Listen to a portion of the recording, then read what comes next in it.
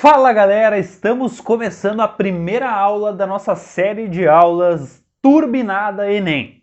O que é a Turbinada Enem? É uma série que eu criei aqui de aulas para que você dê aquela turbinada na sua nota do Enem. A cada semana eu vou disponibilizar uma aula aqui no meu canal do YouTube, gratuita, para que você possa revisar algum conteúdo que cai no Enem. Beleza? Gostou da ideia? Então não se esqueça de curtir o vídeo, deixar a sua inscrição aí caso você não seja inscrito, inscreva-se aqui no canal e vamos pro vídeo, galera. A ideia aqui é a gente revisar a função do segundo grau, um assunto que os alunos normalmente se assustam, não gostam, tá?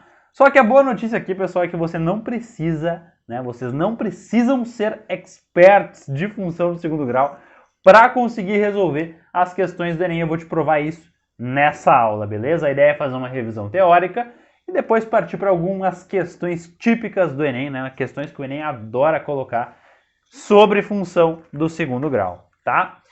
Vamos nessa então, galera. A ideia aqui é começar com a nossa revisão teórica. Pessoal, uma função do segundo grau nada mais é do que uma função que tem esse formatinho aqui, certo? A gente tem o y do lado esquerdo, tá? E do lado direito, né, o que caracteriza uma função de segundo grau é esta coisinha aqui, ó, é o x ao quadrado, certo? Então aqui nós temos ax ao quadrado mais bx mais c. A, b e c são constantes reais. O que significa ser uma constante real? A, b e c são números constantes, eles não mudam nunca, tá? É uma função de segundo grau sempre tem o mesmo A, o mesmo B e o mesmo C, tá? E esses números são reais, beleza? Então, a ideia aqui é que o A não pode ser igual a zero, ele tem que ser diferente de zero. Por quê? Porque se o A for igual a zero, né, essa é a única restrição que nós temos aqui, né, além do fato deles serem números reais. O A tem que ser diferente de zero, porque se ele for igual a zero, você vai ver que esse termo aqui, ó, vai ficar 0 vezes x ao quadrado, o x ao quadrado vai sumir, vai sobrar só bx mais c. Para ser função do segundo grau, precisa ter o termo x ao quadrado. Portanto, o A não pode ser zero, né? Porque se o A for zero, esse x ao quadrado, ele vai ser anulado junto. Beleza, essas são as primeiras informações, tá, pessoal? Nada de muito novo aqui, né? Se você estudou já a função quadrática em algum momento da vida, você já sabe disso, mas vamos revisar, né? Vamos revisar porque isso é importante. Beleza, o A, ele é uma constante muito importante aqui para nós. Por quê? Porque o sinal do A vai nos dizer uma característica importante sobre o gráfico da função de segundo grau. O gráfico da função de segundo grau é uma parábola. Então, se você não lembrava disso, né, importante, o gráfico da função de segundo grau é uma parábola. E o sentido, né, o formato dessa parábola vai depender muito do A. O A ele pode ser maior que zero, ou ele pode ser menor do que zero. Ele pode ser positivo, ele pode ser negativo, ele não pode ser igual a zero. Beleza, quando o A é positivo, ou seja, maior do que zero, então a concavidade da parábola é para cima. Então, por exemplo, pode ser algo assim, né? Côncava para cima. A maior que zero, côncavo para cima. A menor que zero, côncavo para baixo. Beleza? Então, basicamente, pessoal, é isso que vocês precisam guardar sobre o A. A maior que zero, côncavo para cima. A menor que zero, côncavo para baixo. O B, pessoal, é outra constante e o C é outra constante. Uma outra coisa importante aqui da gente conversar é sobre a constante C. A constante C, ela é o valor que a parábola corta no eixo do y. O que isso significa? Aqui, né, nesses dois exemplos, o eixo y é esse vertical, né? E o eixo x é esse horizontal, beleza? O valor em que a parábola corta o eixo y, então nesse caso da esquerda aqui, por exemplo, é esse valor aqui, esse valor ele vai ser o meu C, beleza? Então se eu quero analisar essa parábola da direita aqui, por exemplo, ó, o valor que está cortando o eixo y é aqui. Esse aqui é o C dessa parábola, certo? Então, se aqui nós tivéssemos, por exemplo, o valor 10, então o C dessa parábola seria 10. Se aqui nós tivéssemos, por exemplo, o valor menos 1, então o C dessa parábola seria menos 1, beleza? Quando o x é igual a 0, y é igual a C. Quando x é igual a 0, y é igual a C. Percebe que nesse lugarzinho aqui, o x é igual a 0, né? Ele está bem no zero. Então aqui nós teremos o y igual a C, tá? Isso aqui é muito importante, isso aqui nos facilita muito a vida quando a gente quer resolver algum problema do Enem que pede a equação de uma parábola. Ele dá lá uma parábola, né, explica como que ela funciona e pede a equação. Saber que o C é o valor que corta o eixo Y nos ajuda muito, beleza? Então vamos lá, galera, vamos começar aqui a fazer exercícios do Enem, começando pelo Enem 2019 PPL, questão 152. Já não me lembro mais qual que era a cor dessa prova aqui, mas eu vou ler com vocês a questão aqui e resolver também, tá? O ideal é que você pause o vídeo agora e tente resolver a questão e só depois acompanhe a resolução, beleza? No desenvolvimento de um novo remédio, pesquisadores monitoram a quantidade Q de uma substância circulando na corrente sanguínea de um paciente ao longo do tempo T. Esses pesquisadores controlam o processo, observando que Q é uma função quadrática de t, que é uma função quadrática de t. Os dados coletados nas 2 primeiras horas foram. Então, aqui nós temos uma tabelinha, t é a hora, né, o tempo em horas, e q é a quantidade, né, a concentração do remédio no sangue em miligrama. 1, 4 e 6 para os tempos 0, 1 e 2 horas, beleza? Então tá, pessoal, olha só, para decidir se devem interromper o processo, evitando riscos ao paciente, os pesquisadores querem saber antecipadamente a quantidade da substância que estará circulando na corrente sanguínea desse paciente após 1 hora do último dado coletado. Nas condições expostas, essa quantidade em miligramas será igual a... Olha só, nós temos algumas informações importantes nesse exercício. Primeiro, a tabelinha que fala o tempo e a quantidade do remédio no sangue. Beleza. E nós temos a pergunta, ele quer saber qual que vai ser a quantidade, né? Se eu seguir aqui essa tabela, ele quer saber qual que é a quantidade quando o tempo é 1 hora após o último dado coletado. O último dado coletado é esse tempo aqui, 2, né? 2 horas. Então, 1 hora depois disso, vai ser t igual a 3. Nós queremos saber qual que é a quantidade Q para t igual a 3. Ele me falou que a variação disso daqui se dá de forma quadrática, ou seja, uma função quadrática. Q de t, ou seja, a quantidade do remédio em função de t, é uma função quadrática, beleza, pessoal? Se ela é uma função quadrática, então ela vai ter esse formatinho aqui que a gente viu na nossa revisão teórica. Vou desenhar aqui agora, só que ao invés de usar y e x, eu vou usar q e t, né? Porque é o que ele me deu aqui. Então, a gente vai ter um formato mais ou menos assim. Q de t é igual a t ao quadrado, né? Onde tinha x lá no outro caso, a gente coloca t, mais bt mais c, beleza? Agora eu vou usar os dados que ele me deu aqui, vou substituir esses dados na nossa equação para descobrir quem são essas constantes a, b e c, beleza? A ideia aqui é descobrir qual que é a função que governa, né, essa quantidade de remédio no sangue, para a gente poder aplicar o t igual a 3 lá no final. Então tá. Quando o tempo é 0, a quantidade é 1. Então eu vou substituir aqui por 1 e o t eu vou substituir por 0. Então a vezes 0 ao quadrado mais b vezes 0 mais c. Esses dois termos que estão sendo multiplicados por 0, eles vão sair fora e vai sobrar simplesmente c igual a 1. Então a primeira parte aqui está pronta, né? Descobrir quem que é o c. Ele vale 1. Eu vou até tirar fora o c aqui e já vou escrever o 1 aqui, né? Para a gente colocar aqui, na final a gente acabou de descobrir isso. Agora vamos descobrir quem que é o a e quem que é o b. Como que eu posso fazer isso? Ó, tem mais 2 pontos aqui que a gente pode usar, né? Esse e esse. Vamos usar primeiro esse daqui, ó, do tempo igual a 1 hora, quantidade igual a 4 miligramas. Então eu vou usar essa mesma equaçãozinha aqui, né? Vou até cortar fora essa parte, né? Que a gente já resolveu. E agora eu vou substituir esse outro ponto aqui que ele está me dando, que é o ponto 1 hora, t igual a 1, 4 miligramas é o Q.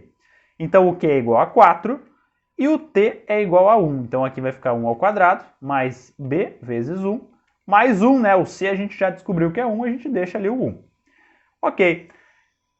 4 é igual a A vezes 1 ao quadrado, que é A, B vezes 1, que é B, e mais 1. Beleza? Se eu passo esse 1 aqui subtraindo lá do outro lado, eu vou ficar com A mais B igual a 4 menos 1, que é 3. Beleza? Então, olha só. Esse ponto T igual a 1, Q igual a 4, me resultou aqui numa expressão, né? Numa equaçãozinha, A mais B é igual a 3. Beleza? Agora eu vou aplicar essa equação aqui, né? O Q de T, essa função, na verdade, que a gente está analisando, nesse outro ponto aqui, que é o 2, 6, beleza? Quando Q é igual a 2, né, significa que a gente... Aliás, quando T é igual a 2, Q é igual a 6. Portanto, aqui, né, a quantidade é 6 e o tempo vai ser 2. A vezes 2 ao quadrado mais B vezes 2 mais o C, que é 1. Isso aqui vai ficar 6 igual a A vezes 2 ao quadrado, então 4A. B vezes 2 é 2B, e isso tudo, né, mais 1. Agora eu vou passar esse 1 aqui subtraindo lá do outro lado, né? 6 menos 1 vai ser 5. Então isso aqui vai ser 5 igual a 4A mais 2B. Beleza? Então olha só, cheguei em mais uma equação aqui. Beleza? Olha só, eu tenho duas equações aqui, em A e B, né? As duas aparecem em A e B. E a gente precisa descobrir quem que é A e quem que é B. Para fazer isso, a gente resolve um sistema linear com essas duas equações. O que é um sistema linear? É um sistema com duas equaçõezinhas, né? Vou desenhar uma chavezinha aqui e vou escrever cada uma das equações. A primeira equação é A mais B igual a 3. E a segunda equação é 5 é igual a 4A mais 2B.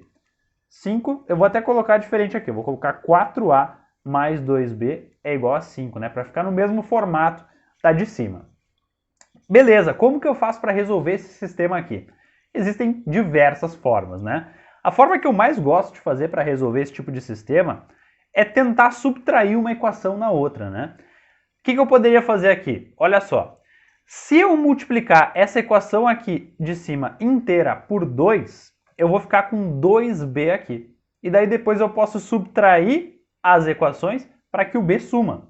Olha só, se você não entendeu, não tem problema, eu vou te mostrar agora o que eu quis dizer. Eu vou multiplicar a equação de cima por 2, o que é muito fácil, né? Todos os termos são multiplicados por 2. A vira 2A, B vira 2B e 3 vira 6, beleza? Eu posso fazer isso.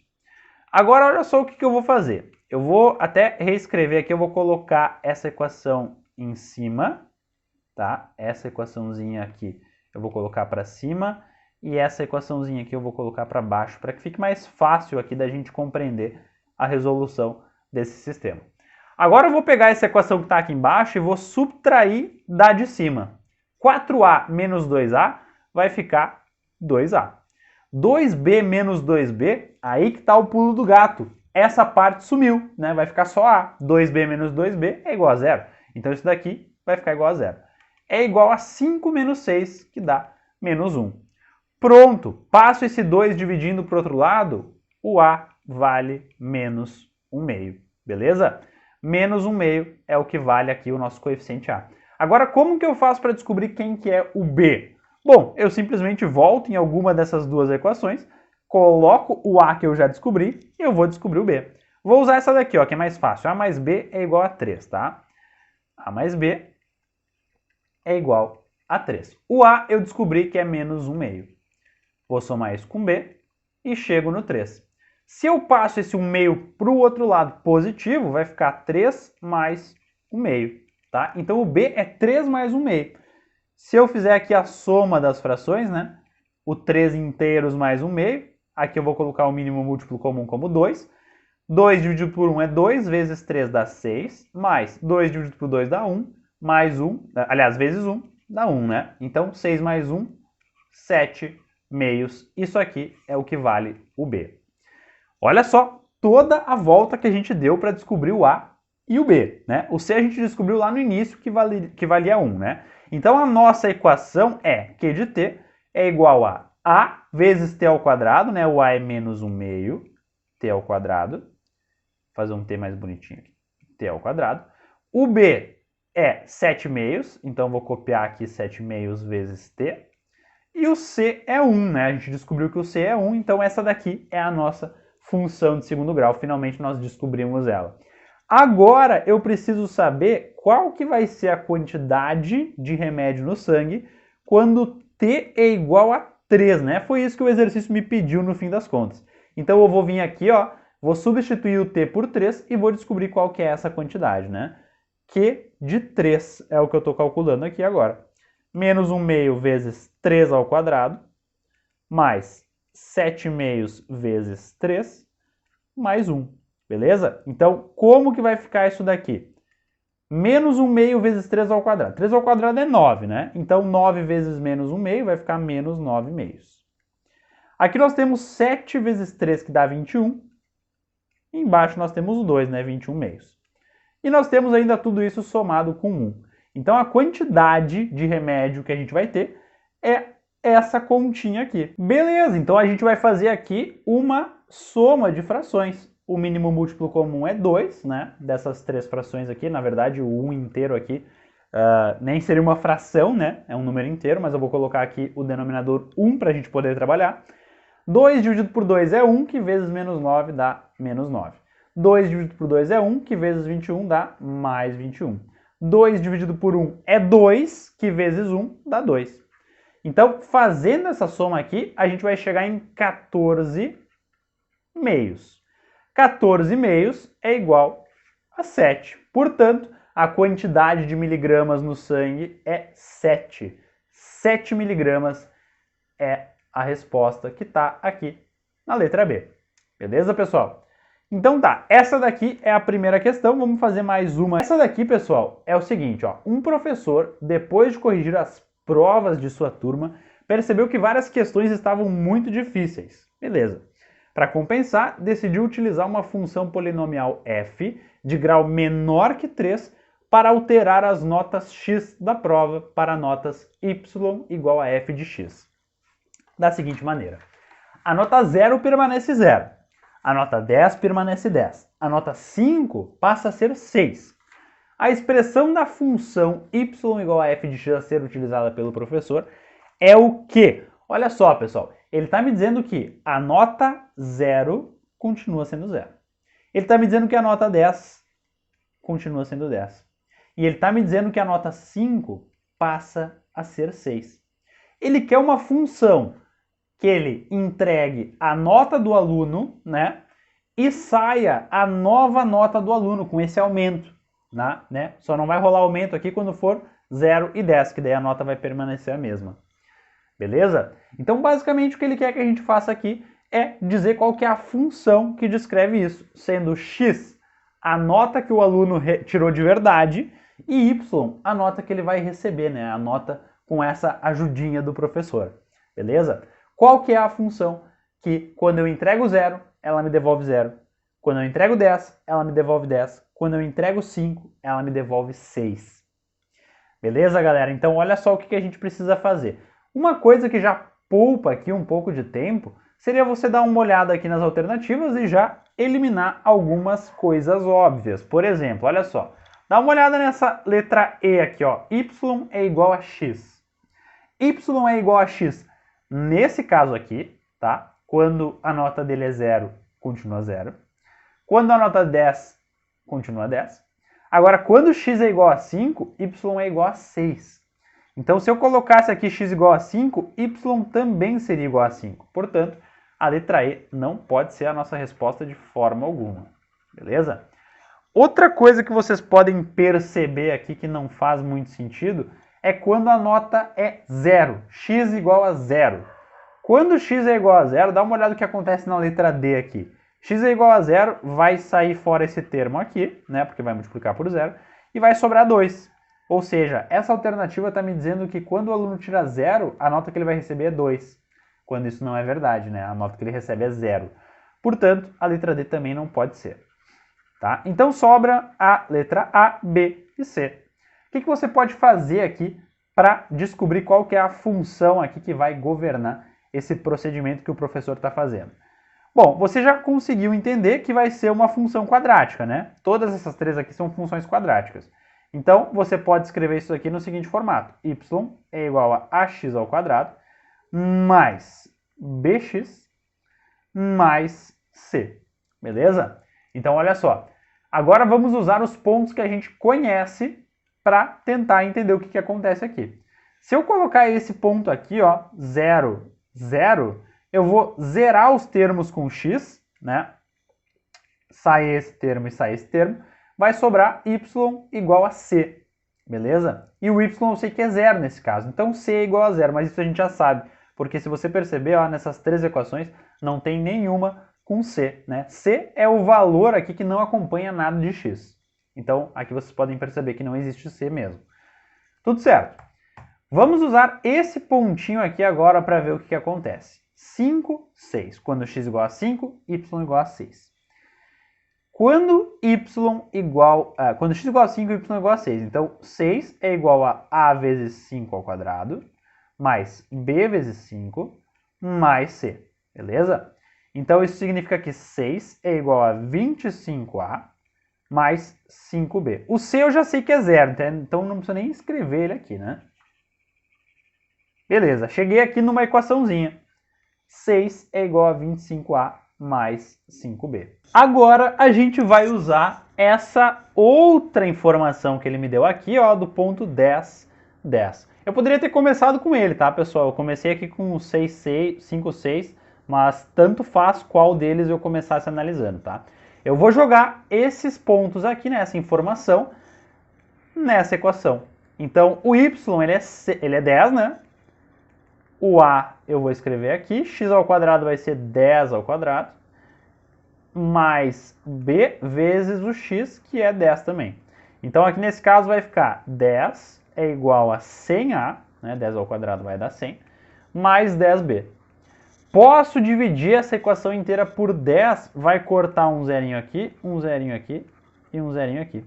Vai ficar 1 é igual a 10a mais b. Beleza? Então agora eu tenho duas equações que eu posso resolver. Nesse caso eu vou usar o método da substituição de uma equação dentro da outra, porque fica mais fácil. Olha só o que eu poderia fazer aqui. Eu vou isolar o b nessa segunda equação. Tá? Para isolar o b eu só passo esse 10a subtraindo do outro lado. Então eu vou chegar à conclusão de que b é igual a 1 menos 10a. Beleza? Agora eu vou pegar isso daqui e vou jogar dentro do b, certo? Olha só como que a gente vai proceder com isso daqui. Vai ficar 6 igual a 25a mais 5, e no lugar do b eu coloco essa expressão aqui, 1 menos 10a. Isso aqui vai ficar 6 é igual a 25a mais 5, né?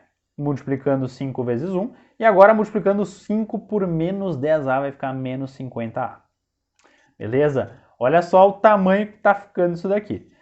6 é igual a 25 menos 50a vai dar menos 25a. Já vou deixar aqui prontinho. Tudo isso mais 5.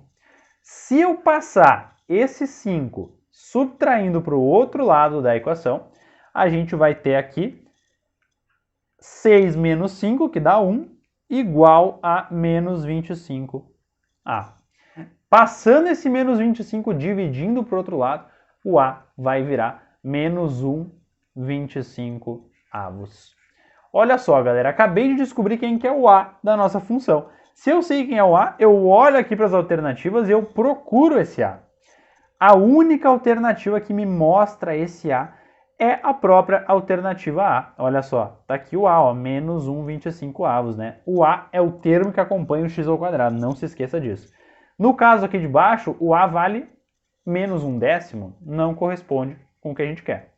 E aqui na letra C é 1,24 avos, também não corresponde. Portanto, resposta é a letra A. Se você curtiu essa aula, galera, agora você deixa o curtir aqui. Isso me ajuda bastante a levar esse conteúdo que eu tô gravando aqui, é quase meia-noite, para vocês de forma gratuita, porque eu realmente quero que vocês melhorem o desempenho de vocês no Enem, certo? Se inscreva no canal se você ainda não é inscrito e compartilha com os amigos que também vão fazer a prova, que eu tenho certeza que todo mundo vai conseguir tirar alguma informação nova, alguma coisa positiva dessa aula, beleza, pessoal? Um abraço e até a próxima semana!